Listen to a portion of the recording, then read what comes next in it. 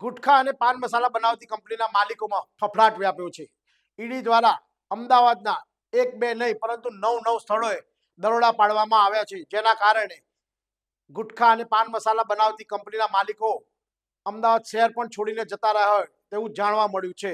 જો વિગતવાર વાત કરીએ તો ઈડીએ 1.1 કરોડ રૂપિયા રોકડા, 33 લાખ રૂપિયાની વિદેશી નોટો, 1.6 કિલો ગોલ્ડ બાર, 80 કિલોગ્રામ ચાંદી બાર તેમજ ઈડીની તપાસમાં અનસ ગ્રુપના ભાગીદારો અને પરિવારના સભ્યોની પણ તપાસ કરવામાં આવી છે.